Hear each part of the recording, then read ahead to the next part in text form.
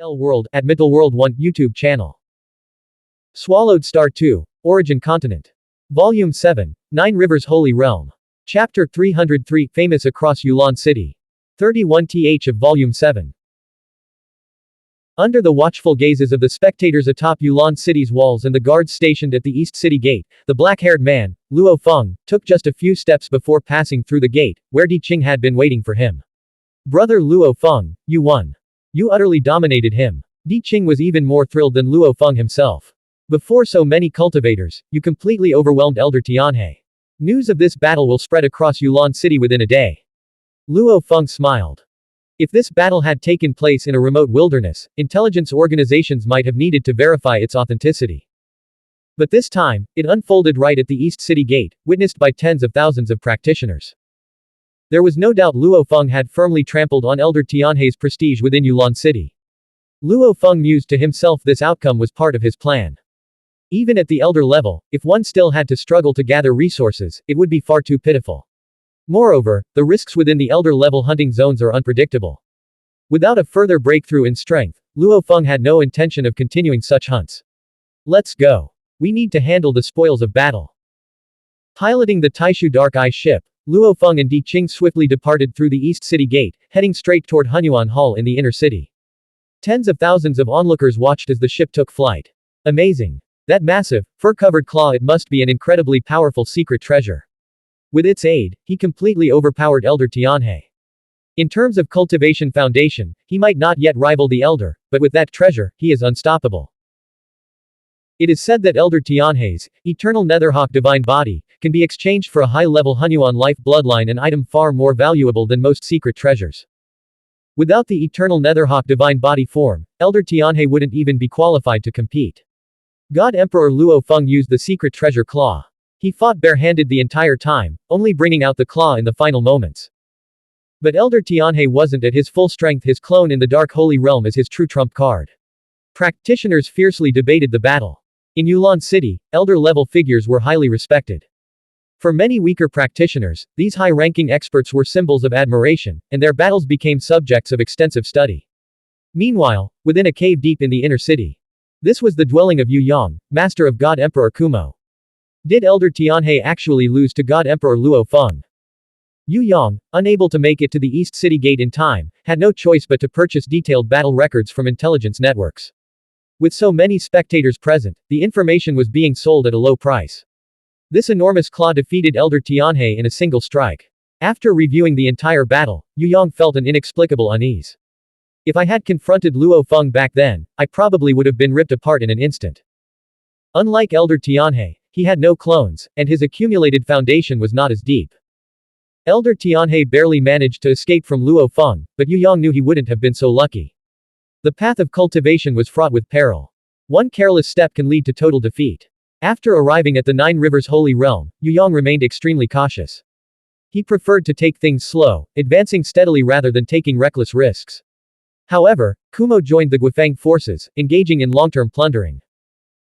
With the resources provided by Guifeng, he rapidly advanced to the mid-stage God-enlightened Emperor level, nearly catching up to his master, Yong. More haste, less speed. Slowing down might allow you to go further. At this moment, Yong felt that his vast bloodline had finally reached a state of perfection. Although my bloodline is slightly weaker than Elder Tianhe's, I have spent countless years refining his potential. Now, after relentless effort, I have finally reached the semi-Hunyuan level. It took him only few decades to reach the semi-Hunyuan level. I've been studying various secret techniques to unlock the true potential of my bloodline.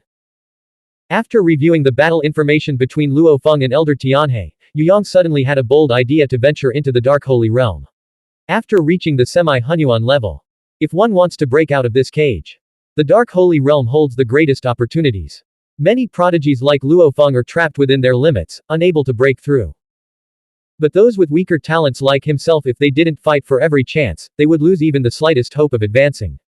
A deep longing flickered in Yong's eyes. Faced with an opportunity to break free from his current limitations, he was willing to do whatever it took. The path to success was paved with too many regrets. And so, on the very day Luo Feng's name resounded through Yulan City, Yong, the semi-Hunyuan bloodline cultivator, quietly piloted his flying ship alone, leaving Yulan City to make his way toward the teleportation array, preparing for his journey to the Dark Holy Realm. Yong's flying vessel drifted out of the inner city. Meanwhile, Luo Feng and Di Qing were steering the Taishu Dark Eye ship in the opposite direction toward the Hunyuan Hall in the inner city. At the Hunyuan Hall, upon entering the first floor, Luo Feng and Di Qing found that all 13 shop masters had already gathered, proactively welcoming Luo Feng with reverence. Greetings, God Emperor Luo Feng. We've already heard the news of Emperor Luo Feng's victory over Elder Tianhe. These influential figures displayed immense enthusiasm. While they had once regarded Luo Feng as a peer, now their attitudes carried a distinct tone of respect. As representatives of major forces, they naturally paid their respects when dealing with elder-level figures. Luo Feng scanned the 13 decision-makers before him and smiled. I see, you're all quite well informed. The 13 factions that controlled the low-level Hunyuan Life Corps trade within Hunyuan Hall possessed backgrounds as formidable as those of Wanying Pavilion and Insect Nest, as well as the infamous raiding organizations. When it came to accumulating wealth, monopolizing life material sources was far more profitable than plundering and raiding. A deal was about to be made. God Emperor Luo Feng, I assume you've returned from this hunt with some spoils. An old acquaintance, Bu, asked with a smile. Yes, I have a fair amount, Luo Feng nodded. Everyone, take a look and name your best price. With a wave of his hand, Luo Feng revealed the spoils of his hunt. A late-stage blood demon Alizzi, a frost soul watcher, and several early-stage god emperor prey, each one a valuable catch. Among them, the highly poisonous blood demon Alizzi, infamous for its lethal toxins, instantly drew everyone's attention. A late-stage god emperor blood demon Alizzi. What a rare treasure. The overseers' eyes lit up with excitement. The corpse of a blood demon Alizzi, known for its venomous body, was simply a treasure everywhere. Each part of it from its blood to its bones was incredibly valuable. For the corpse of the blood demon Alizzi, considering its toxins and overall military merits, I'll offer 160 million Hunyuan crystals. Bu, an old acquaintance, was the first to make an offer, giving a very fair price.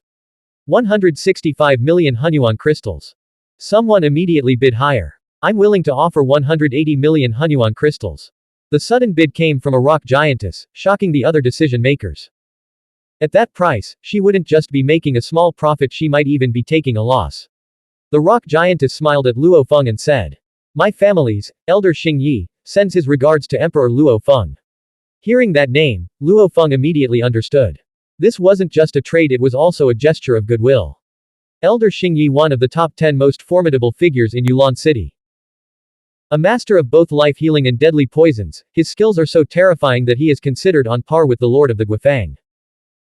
For someone like him, a late-stage blood demon Alizzi, especially one filled with poison, was worth every bit of the 180 million Hunyuan crystals he offered. These top 10 elders were all unfathomably powerful, standing just beneath the 3 great palace masters. Each one was a near peer to the supreme rulers of Yulan City. Elder Xingyi, in particular, is known as the master of the 2 paths. Each of them has reached late-stage god emperor. He has developed powerful secret techniques so that makes even several palace masters feel pressured by him. However, in the world of supreme powerhouses, interest outweighed coercion.